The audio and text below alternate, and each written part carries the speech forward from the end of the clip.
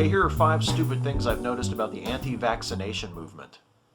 It's based on refuted science. The match that lit the fuse of the modern anti-vaccination movement was a paper published in The Lancet in 1998, which claimed to have found a link between autism and the measles, mumps, rubella vaccine. In 2010, The Lancet fully retracted that paper, and the paper's lead author, Andrew Wakefield, was found to have falsified his research, was found guilty of professional misconduct by the UK General Medical Council, and was struck from the National Medical Register. Wakefield's fraudulent paper has been blamed for increases in the number of measles and mumps cases, some of which have resulted in deaths, and despite numerous large-scale studies by scientific organizations in the UK and the US, no link between autism and the MMR vaccine or any other vaccine has ever been found. In your face, Jenny McCarthy, you can blow it out your indigo child-having ass. Its claims are demonstrably false. The Wakefield study isn't the only bogus claim to come out of the anti-vax movement. Anti-vaxxers claim, for example, that vaccines contain unsafe levels of mercury and formaldehyde. They don't. And please don't take my word for it. Go and look it up for yourself. Anti-vaxxers also claim that smallpox and polio, 2 dreaded diseases wiped out by vaccination campaigns, are actually still very common. It's just now they're called chickenpox and meningitis. Again, completely false. They are separate diseases caused by separate viruses.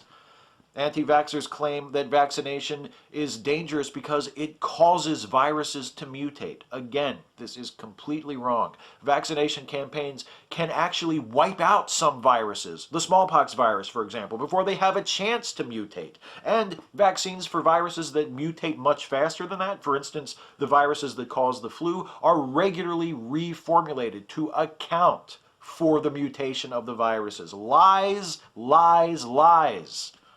And here are some more. It's closely related to alternative medicine. Opposition to vaccination is a part of homeopathy, naturopathy, and other variations on vitalism. Daniel Palmer, the founder of chiropractic, once called vaccination, quote, the height of absurdity. Of course, Palmer also believed that all diseases were ultimately attributable to invisible misalignments of the spine, so naturally he would think vaccination was absurd. He was a fucking imbecile. It turns credulous people against vaccination.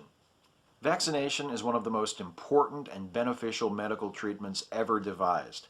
Its contribution to our health as individuals and as a species would be difficult to overstate. But it's not perfect. No vaccine is 100% safe. Of the millions of vaccines administered annually, a small percentage will trigger serious side effects in the patients, and some of those side effects will be fatal. It's sad, but when a procedure is administered as often to as many people as vaccination is, those sorts of complications are practically unavoidable. One of the most insidious things that the anti-vax movement does is to prey on the fears of vaccine complications to convince parents not to have their children vaccinated. Which brings me, quite neatly if I may say so, to the final item on this list. It's dangerous. The risk of vaccination is negligible. Far, far worse is the risk of not getting vaccinated and leaving yourself vulnerable to a dangerous but easily preventable disease. And worse yet is the risk to society as a whole if large enough numbers of people choose to go unvaccinated. The anti-vax movement is built on lies and fraudulent, discredited science. It harms us as individuals, including children who are at the mercy of the ignorance of their parents, and as a species. It is the worst kind of pseudoscience, stupid and indefensible. And unlike most other forms of quackery, it's a danger not only to those foolish enough to be misled by it, but to everyone. Plus, seriously, Singled Out was canceled like 15 years ago. What reason is there for this person to ever be on my television? She does look good for 40. The hardest part is only picking 5. Catch you next time.